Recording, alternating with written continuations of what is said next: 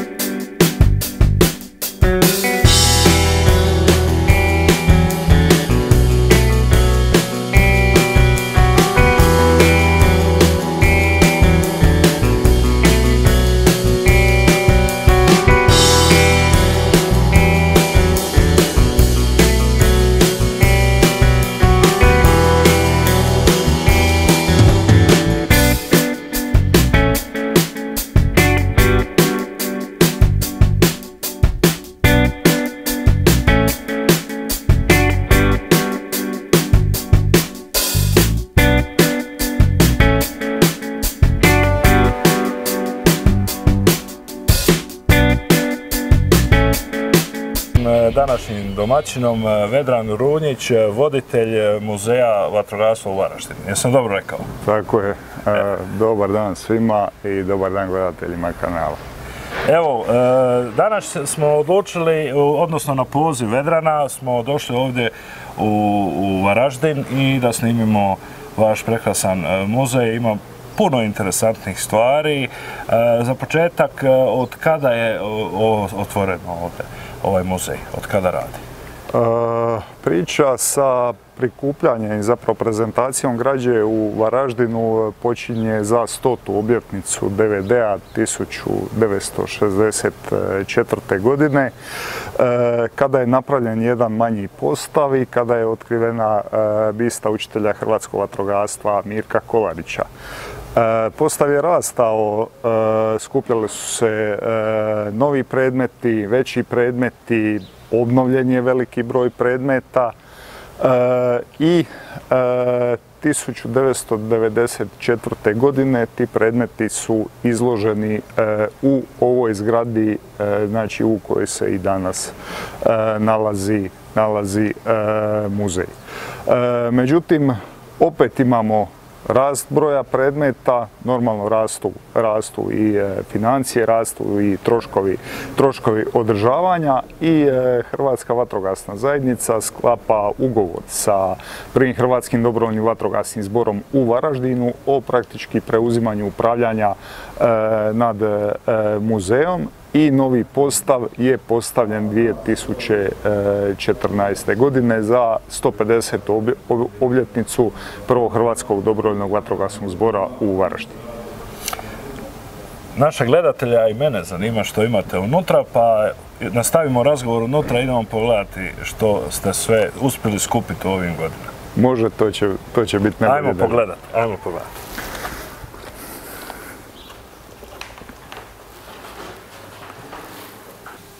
I evo na samom ulazu, kao neko operativno dežurstvo, tu je telefon za pozive, ovdje je zapisao dojavnice, ova prekrasna stara Mercedesova pisaća mašina.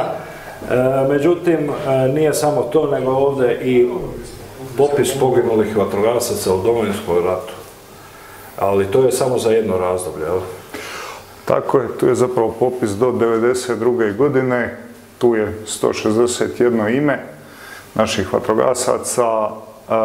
Od ovoga broja 20 ih je poginulo direktno na intervencijama,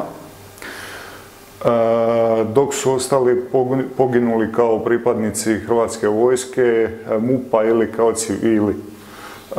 Nažalost, prije 3-4 godine napravili smo dalje istraživanje i taj se broj popeo na gotovo 270 imena. Ovo je jedan način da zapravo sačuvamo uspomenu na te ljude, a pogotovo na tih prvih 20 imena koji su znači u direktnom humanom djelovanju zapravo bili zauvijek zaustavljeni. Eto, na ovaj način odajemo im počast svim poginulim vatrogascima u Domovinskom ratu, a mi krećemo dalje, idemo vidjeti vaš postav koji je veoma interesantan. Pa krenimo. Ovo je najvjerovatnije najinteresantniji dio za one najmlađe koji dolaze ovdje, vaš dio postava koji se tiče ovih malih vatrogasnih vozila. Pretpostavljam da se oni ovdje najviše zadržavaju.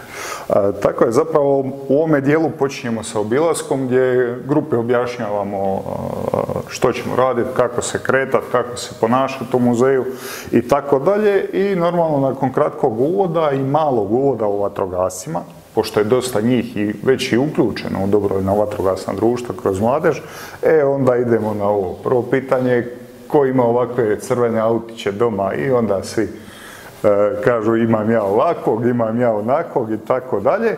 I onda oni to malo gledaju, vide da je to složeno po nekakvim razdobljima, pa ih fascinira da je to po državama, pa vide japansko vozilo, američko vozilo, ne znam, francusko vozilo i tako dalje. A na vrhu same vitrine su kanaderi. I onda, ja sam vidio ovakvi žuti avion na moru i tako dalje. Tu su i helikopteri. Inače, to je naš kolega maketar Mirko Klemenić radio te makete. Uskoro dobivamo još, dakle, modernog kanadera kojeg danas Hrvatska koristi i stariju hrvatsku verziju, tako da ćemo ovaj zračni dio malo proširiti. I zaslužuju, jer bez njih dole na obali ne bi bilo strašno uspješno ugašeni. Pozdrav našim pilotima i svim inženjerima koji brinu o kanaderima. Pozdrav od nas sad ovdje iz Varaždina. Pozdrav. A mi ulazimo ovdje u ovaj prekrasan dio. Tu malo, možda radi zvuka će sad biti eho, ali ništa, nemojte nam, dragi gledatelji, zamjeriti. Pogledajte ove prekrasna stara vatrogasna vozila. Možete nam ukratko nešto reći koliko vozila imate ovakvih tu i koje je najstarije, koje je najvrednije ili tako nešto u tom stilu? Dakle, ovdje krećemo sa, znači, ručnim pogonom vatrogasnih štrcaljki. Sve su to bili glomazni, dosta teški strojevi koji su se morali staviti na kola da bi se s njima uspješno upravljalo. 4 uređaja su većih dimenzija, 2 uređaja su manjih dimenzija i imamo jednu štrcaljku koja nije na kolima, ali nju naši posjetitelji mogu probati, znači mogu probati pokrenuti je. Da li su funkcionalna vozila, da li rade, recimo, sad kad bi stavili vodu unutra, da li te pumpe i to sve, da li to još rade? Pumpe ove rade, vjerojatno bi još malo trebalo poraditi oko brtvi. Pošto je ova zbirka zaštićena, onda se baš ne igramo toliko s njima da ih opteretimo s vodom i tako dalje. Međutim, to je sve mehanika, nema tu nema tu nekakvih problema. Postoje i u Hrvatskoj i takmičenja u ovakvim, gdje vatrogasci se takmiče sa ovakvim vozilima, nisu možda ovako u ovom stanju i malo su manja, ali postoje na našem kontinentalnom dijelu gdje imaju vježbe i predstavljaju upravo ovo blago vatrogasno koje su uspjeli sačuvati, pogotovo ovaj dio Međimurja i ovo Koprivničko-križevačka županija, kad smo obilazili i snimali, a nema vatrogasnog doma koji nema sačuvanu svoju pumpu. Postoji jedan podatak, samo na primjer u Osječke županije, da je pronađeno nekakvih 150 pumpi. Doduše, neke su u dobrom stanju, neke su u malo lošijem stanju, ali evo naši vatrogasci su uspjeli tu priču sačuvati.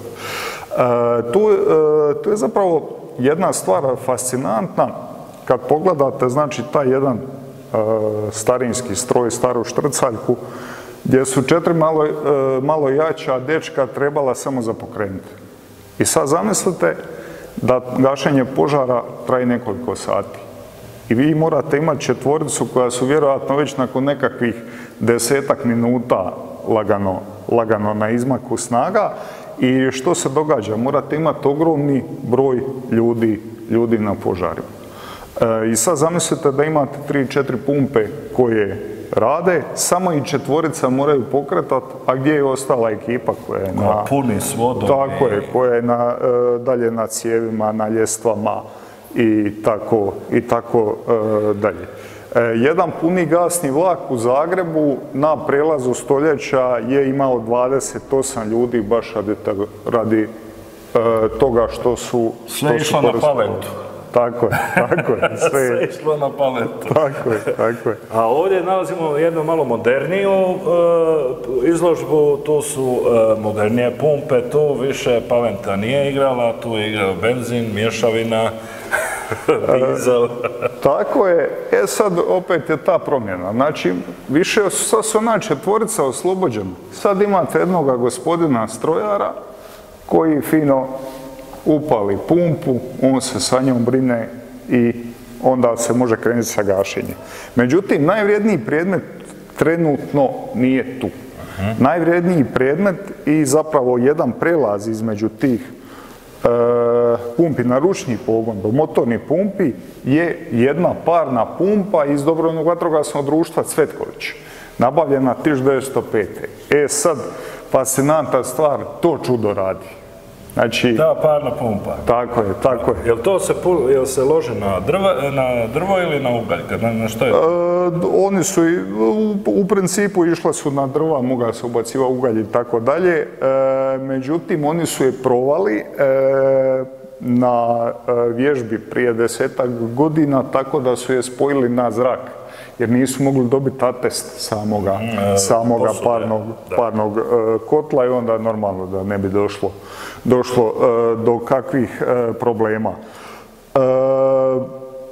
Na njezino mjesto se sad postavili ovaj najmoderniji, ajmo reći. Najmoderniji dio priče, dakle postavili smo krušku sa desantnom opremom, dakle ležnom pumpom i tako dalje. A ta priča je vezana uz jedan projekt Silvanus kojeg ćemo kasnije spomenuti gore. Dobro, osim samih pumpi, tu se nalaze i mlaznice, zaštitna odijela za prolaz kroz vatru su isto tu. Tako je. I kad se vidi, ja ne znam bi li ja išao s tim kroz vatru, s ovim odjelom, koliko je to sigurno bilo. Da. A to su ta azbestna odijela koja se više ne koriste. Djeca uvijek kad je vide kažu joj to su nekakvi duhovi, ovako malo izgleda sablasno, ali su očito bila funkcionalna. Nažalost, ljudima je trebalo vremena da skontaju da je azbest opasan i zbog toga su se povukla iz uporabe i radi toga ih možemo vidjeti samo u ovakvom okruženju. Vaši zidovi su isto tako prekrasne slike, su to prekrasne fotografije. Čudi me baš da su lijepo ovako čiste, to ste morali prebirati dobro, kao da su jučer snimane. To je uglavnom od Varaždina ili od čitave Hrvatske? Tu je zapravo jedan fotovremeplov kroz Hrvatsku, dakle tu evo malo lokal patriotizma, počinjemo sa Splitom, pa imamo prve polaznike vatrogasne škole u Zagrebu. Ova alegorijska kola sa jednog fašnika na Sušaku, znači oni 30. godina zamišljaju da će 2000. zagasiti sa Cepelinom, sa tim. Dobro, s Kanaderima smo gasili. Ovo je prototip Kanadera. Imamo tako i prve polaznike uopće tečaja u Hrvatskoj. Raznu staru opremu vezanu uz Zagreb, od tih prvih kola pa do kamiona. I na kraju priču lagano krećemo put ovoga našeg razdoblja, od vježbi u Rijeci do ovih pomalo i tužnih, ali dosta jakih slika vezani uz Domovinski rat na području Novske. A prije Domovinskog rata ovo je vježba, vjerovatno ništa nas ne smije iznenaditi. To je, mislim, neposredno nakon Drugog svjetskog rata, tu su još, ja mislim, ovi, evo vidite, gore piše živio Tito, naša je granica, znači sve to bilo u tome, još smo mislili da je Trst naš, jel? Tako da je to iz toga razdoblja 50-ih godina. Vi, osim ovdje ovog prizemnog dijela, imate također i na katu gore dio i sad ćemo posjetiti malo. Idemo gore na kat da vidimo što imate gore. Može. Prije nego što krenemo gore na kat, vidimo ovdje spomenici. Možete li nešto reći o ovome? Što je to? Svi mi i naši gledatelji, kad ih pitamo kad je počelo vatrogastvo, počelo je u Varaždinu, evo sad prije gotovo 160 godina, pa profesionalci u Rijeci i tako dalje. Međutim, ljudi su i prije bili svjesni, bilo je i prije velikih požara i tako dalje, a prvi spomen vatrogasaca kod nas imamo zapravo iz antičke Siscije, današnjega Siska, gdje se spominje Gajin Genije Rufinijan kao vođa centonarija. To je bila ekipa zadužena za gašenje požara velikim tkaninama, velikim dekama koji su zagušivali požar. Znači nekakvi princip današnjih metlenica, tako dalje. Dakle, ovo je kopija toga žrtvenika Herkulu, i original se čuva u Arheološkom muzeju u Zagrebu. Dakle, znači, možemo o nekakvoj organizaciji zaštite od požara u Hrvatskoj govoriti zapravo već tamo od 2. stoljeća nakon Krista. Eto, nisam znao i vidite da se isplati doći ovdje i pogledati ovo malo sve, pa vas i sad pozivamo. Dođite sa vašom mladežnom vatrogasnom, sa djecom, dođite i vi stariji i posjetite muzej, veoma interesantan. A mi idemo dalje gore da vidimo šta ima gore.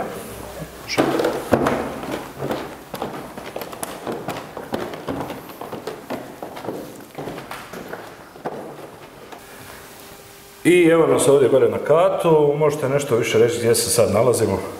Sad se nalazimo u Varaždinskoj i HVZ sobi, znači posvećenoj Hrvatskoj vatrogasnoj zajednici i Prvom Hrvatskom dobrovoljnom vatrogasnom zboru u Varaždinu, jer ipak ta priča o organizaciji dobrovoljnog vatrogastva, zapravo jednome pokretu dobrovoljnog vatrogastva počinje ovdje u Varaždinu. Oton Majer odlazi na rad na područje austrijskih i njemačkih zemalja i kako dosta dobrih stvari dolazi normalno iz toga područja, tako i on se vraća sa idejom o dobrovoljnim vatrogascima.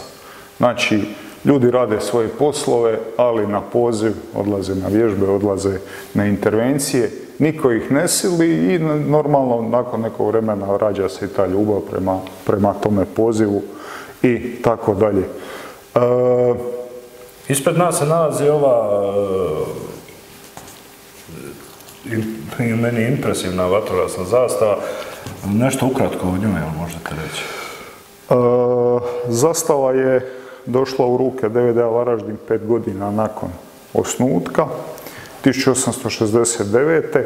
Prvi put je obnovljena 1904. zato je taj broj trenutno na zastavi. Nažalost, bila je u jako lošem stanju i onda je u restauratorskoj radionici u Ludbregu obnovljena i od 2017. nalazi se ovdje. Tu smo napravili jednu šemu da imamo gledalo s donje strane. Zrcalo je s donje strane da se može vidjeti druga strana zastave, dakle jedna i na njoj je Sveti Florijan. Prekrasna slika Svetog Florijana. Ali dole je i druga godina. 1864. godina osnutka dobrovoljnog vatrogasnog društva, 5 godina iza dobivaju ovo gore je tad dobio zastavu. Tako je. Nalazimo se u još jednoj prostoriji, možete nešto reći o ovoj prostoriji, što tu možemo vidjeti? Inače, po prvotnom planu ovo je bio prostor u kojem se trebalo prikazati vatrogastvo od Drugog svjetskog rata prema ovamo. Međutim, odlučili smo da ćemo godišnje tu mijenjati postav i postavljati dvije različite izložbe. Sada imate priliku vidjeti izložbu posvećenu jednom EU projektu Silvanus koji se bavi zaštitom šuma od požara. Sad, tu je ona šema da se zapravo muzej ne radi da bi prikazali isključivo nešto što je nekad bilo, nego znači muzej radi i na edukaciji, na radu sa mladima, na prikazivanju moderne opreme i tako dalje. Koji postav je bio prije ovoga? Pošto kažete da se mijenja stav. Prije ovoga postava je bila izložba iza vatrenog zida žene u vatrogastvu. Dakle, priča o dolasku, o uključenju žena u vatrogastvo, jer uopće na samom početku jednostavno žene nisu mogle biti niti članice društava, a da ne govorimo o nekakvom operativnom djelovanju. Postupno 30. godina, zapravo poučeni Prvim svjetskim ratom, kad su muškarci odlazili u rat, nažalost i ginuli i tako dalje, dolaze do ideje da bi trebalo uključiti i djecu, znači stariju djecu i žene u vatrogastvo kroz sustav prve pomoći, ali onda kasnije kroz djelovanje. Tako je. Evo, dragi gledatelji, u ovoj sobi nikad ne znate kakav postav ćete vidjeti, uvijek se mijenja, uvijek će nešto biti friško, tako da ako i planirate doći, najvjerojatnije ovoga više tu neće biti, bit će nešto interesantno, nešto drugo.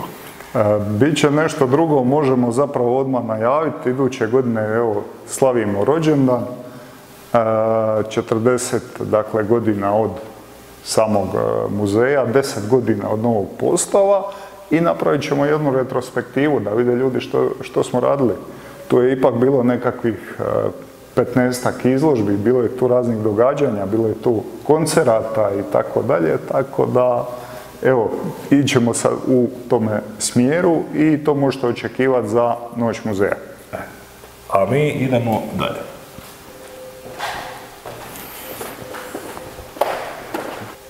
I evo, ovdje smo došli, mi ćemo odlučiti ovdje završiti današnji posjet, mada ima još puno toga za vidjeti.